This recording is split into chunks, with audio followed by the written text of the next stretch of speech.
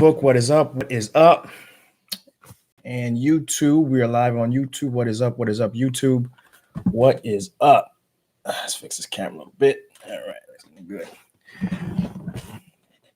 You already know what it is. Haiti Biz News Show, Monday to Friday, bringing you news that's going to keep you informed, engaged, and reacting in the most optimal way for your business, investment, and entrepreneur activity. Today is the 17th of July. Let's talk about it, right? Of course, before we do, usual announcements. We have a great video that's been out since last week, talking about these group of entrepreneurs, these two entrepreneurs that's doing great work in Carrefour, taking nuisance sets and converting them bags. In fact, you know what? Let me show you right back.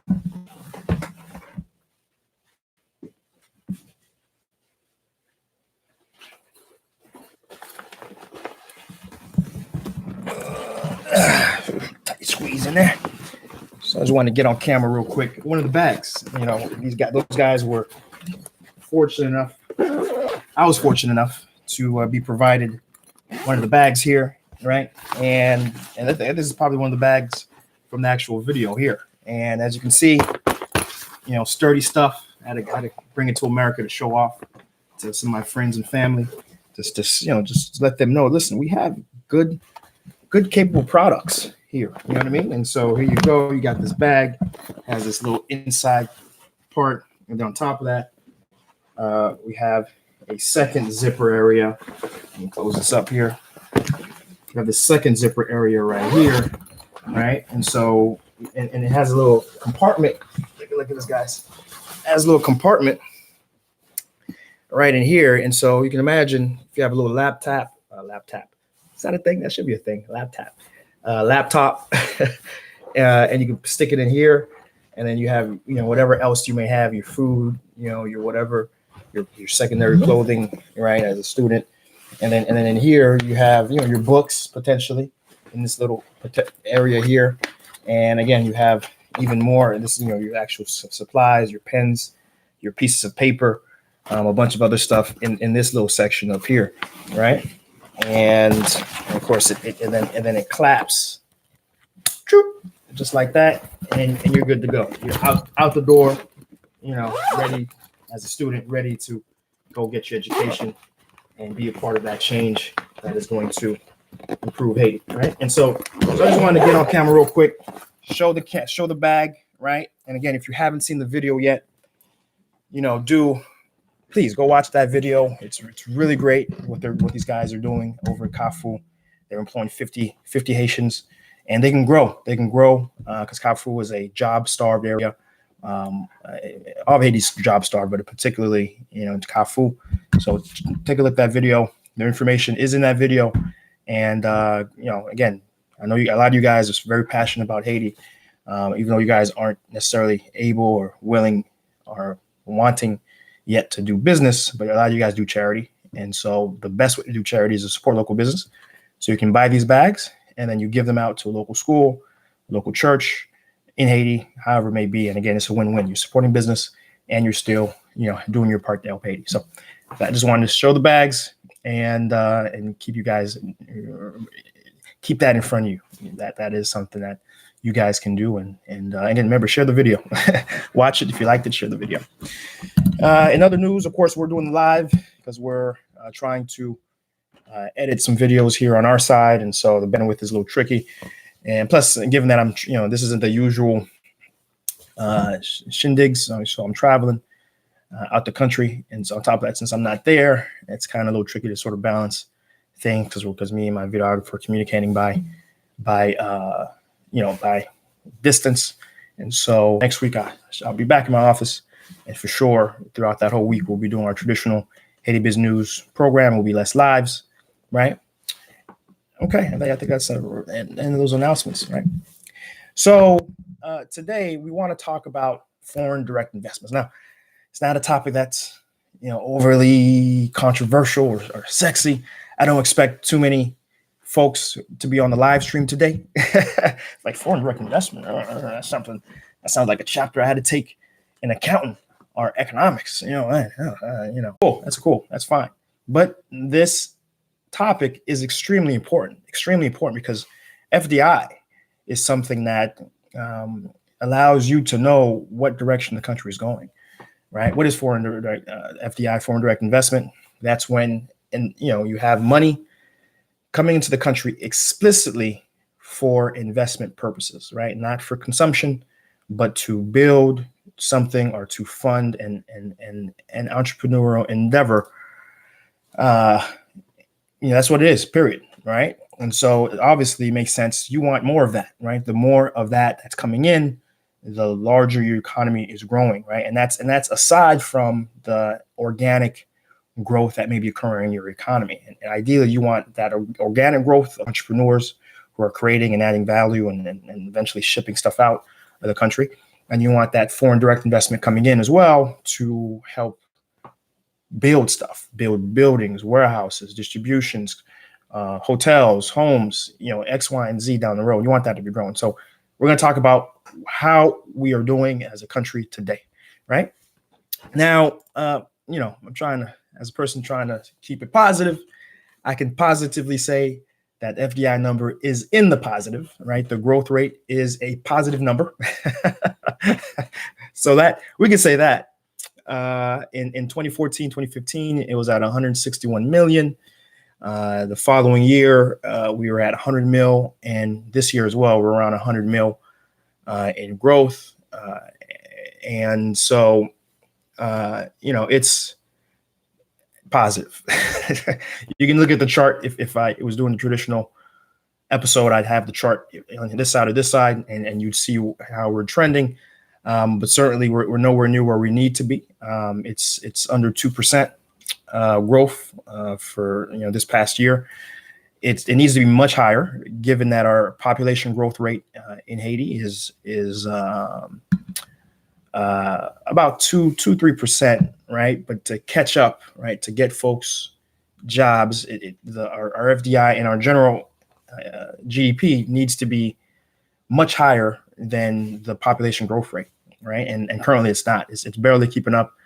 And I'll be frank with you, given the amount of instability we've had recently because of coming midterm elections, because of the Petrocaribe protests, because of the push for gas, the gas prices last year.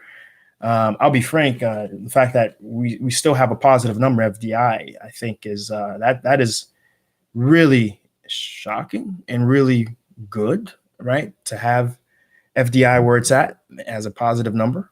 And so let's talk about where it's coming from, right? Where's FDI coming from the past few years? It's really come from two places, primarily developmental assistance and bilateral loans that pass through and affect the government, and the Haitian diaspora, right? These are the two biggest sources, right? And this is one, and in particular, when I say Haitian diaspora, American Haitians are really sending the largest bulk of funds back to the country, and in addition to Canadians in a close second, whereas Chilean funds tend to be strictly consumption, right?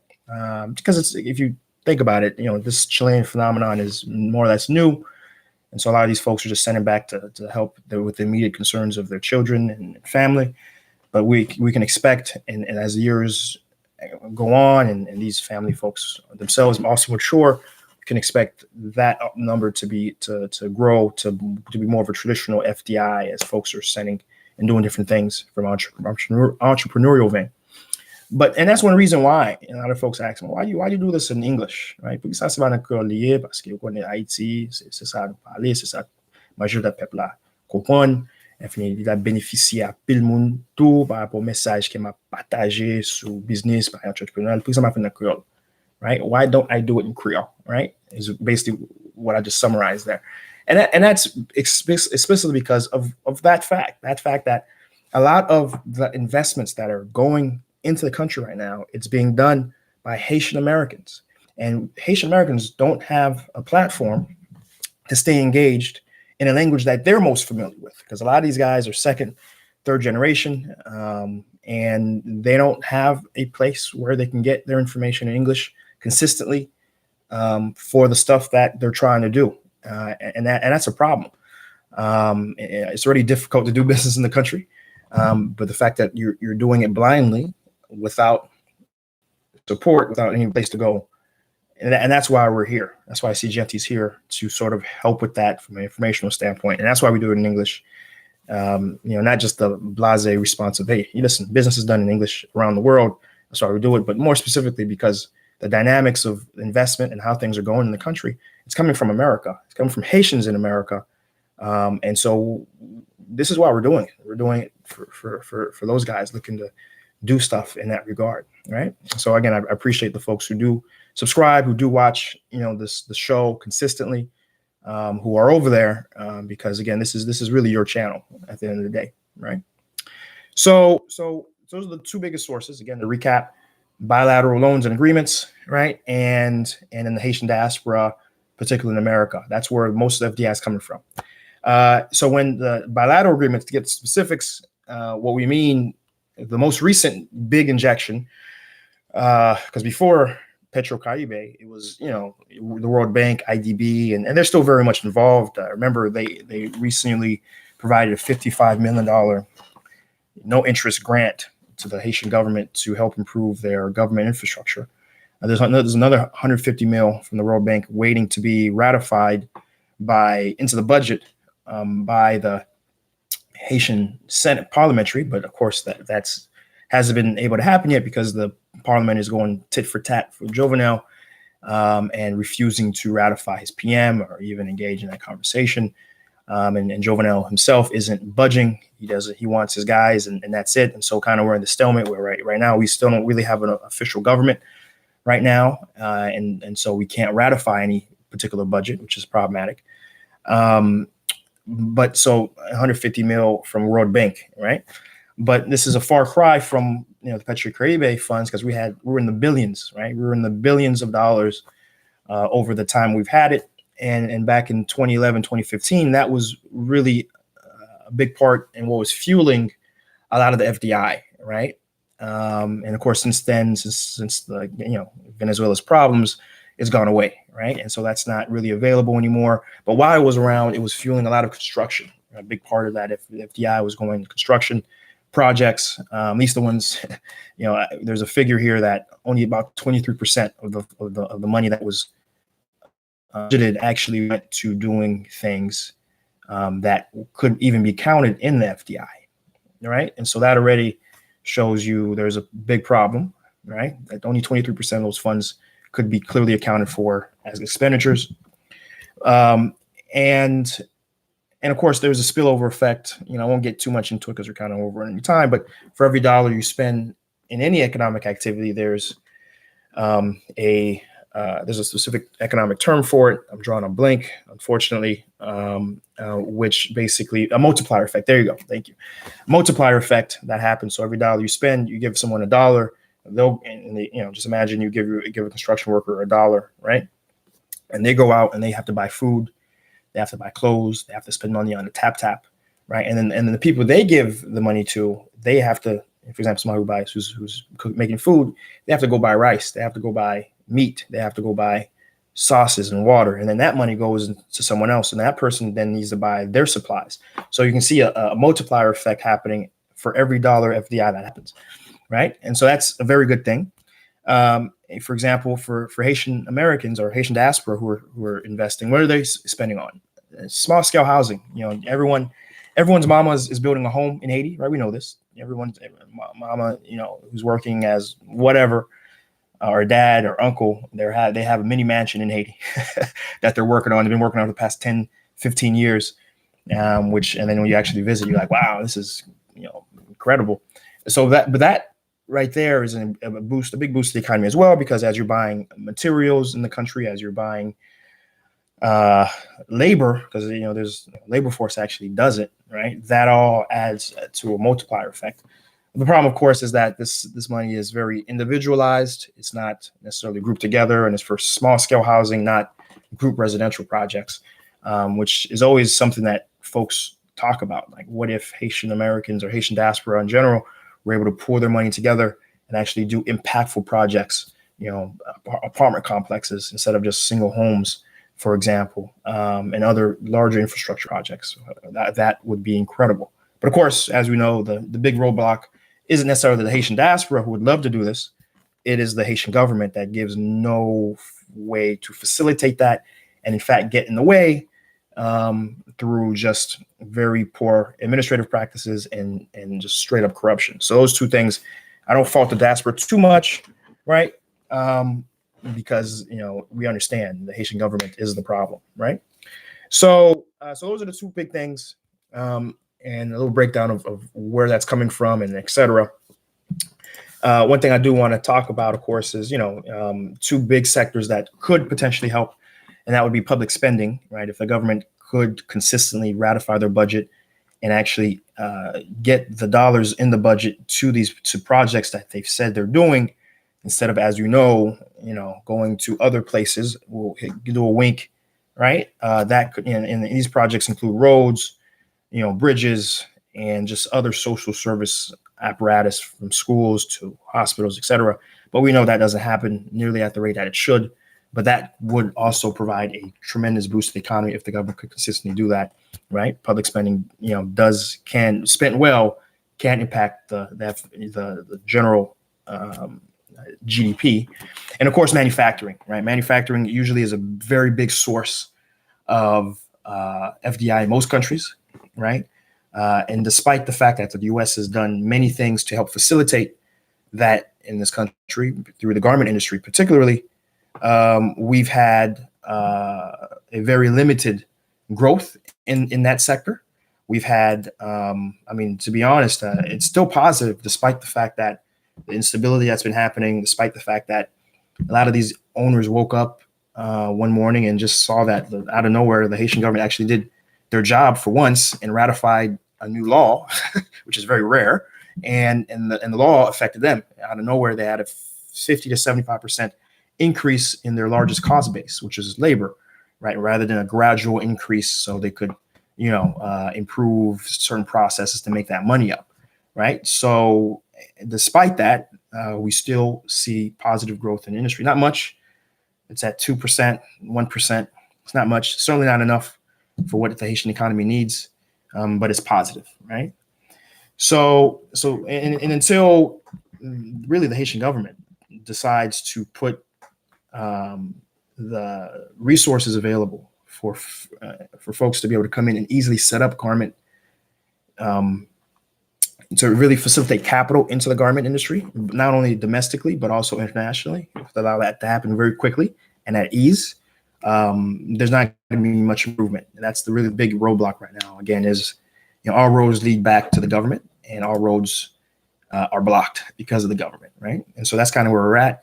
But so I'll end with this, which is to say that there's still a lot of folks coming in and with business ideas, entrepreneurial activities, because we know, yes, we know it's difficult. Yes, we know we don't have government support. Yes, we know, our friends and our family are criticizing the hell out of us for